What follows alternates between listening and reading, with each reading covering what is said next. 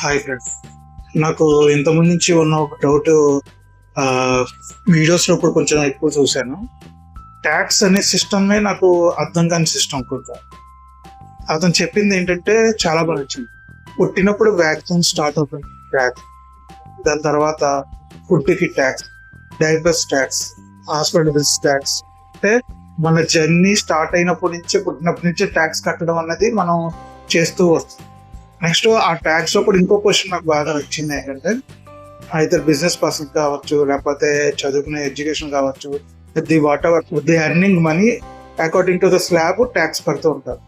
ఈ ట్యాక్స్ కట్టే పొజిషన్లో కూడా దాంట్లో ఇప్పుడు 1 లక్ష ప్రాఫిట్ సంపాదించామని మనం గవర్నమెంట్ చూపించాము అనుకోండి, దాని పర్సంటేజ్ ప్రకారం ట్యాక్స్ కడతాం.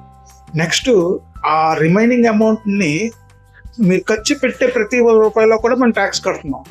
ఫర్ ఎగ్జాంపుల్, మీకు ₹1,00,000 ఆదాయం వచ్చిందని చెప్పి ఒక 5,000 ట్యాక్స్ కట్టించారు, ₹95,000. మీరు 95,000 ఏం చేస్తారు? మళ్ళీ ఖర్చు పెడతారు. పెట్రోల్ ఖర్చు పెడతారు, ఫుడ్ ఖర్చు పెడతారు, ఫ్యామిలీస్ అంటారు, హాస్పిటల్ బిల్స్ అంటారు, రెంట్స్ అంటారు. ఇలా డిఫరెంట్ వేస్లో మనం మనీ స్పెండ్ చేస్తాం. ఆ స్పెండ్ చేసిన ప్రతి దాంట్లోనే మళ్ళీ మనం ట్యాక్స్ కడుతున్నాం. అంటే ఆల్మోస్ట్ మనం 35% డబ్బుల్ని సంపాదించిన దాంట్లో గవర్నమెంట్ ట్యాక్స్ కడుతుంది. ఈ ట్యాక్స్ సిస్టమ్ అనేది చాలా డిఫరెంట్ క్వశ్చన్. ఇవాళ రేట్ చేసిన క్వశ్చన్ నాకు ఎప్పటి నుంచో మైండ్లో ఉన్న ఆలోచన. సో గవర్నమెంట్ సిస్టమ్ అనేది టోటల్ మనకు తెలియకుండా మన డబ్బులే మనం తీసుకొని మనకేదో ఫ్రీ సర్వీస్ చేస్తున్న కింద చెప్తారు. ఇక్కడ ఎవరు ఫ్రీ సర్వీస్ చేయరు, ఈవెన్ గవర్నమెంట్ కూడా ఫ్రీ సర్వీస్ చేయరు. అదే చెప్తున్నా. అలాంటిది గవర్నమెంటే ఫ్రీ సర్వీస్ చేయనప్పుడు యాజ్ ఎ బిజినెస్ పర్సన్గా వాళ్ళ జోబులో డబ్బులు పెట్టుకుని మీకెందుకు ఆఫర్లు ఇవ్వాలి? నా పాయింట్ ఇప్పుడు అర్థమైంది అనుకుంటున్నాను కొంతమందికి. సో గవర్నమెంట్ కూడా మనకు తెలియకుండా మన జోబులో డబ్బులు తీసుకుని మనకి ఇస్తుంది ఆఫర్ రూపంలో, స్కీమ్స్ రూపంలో.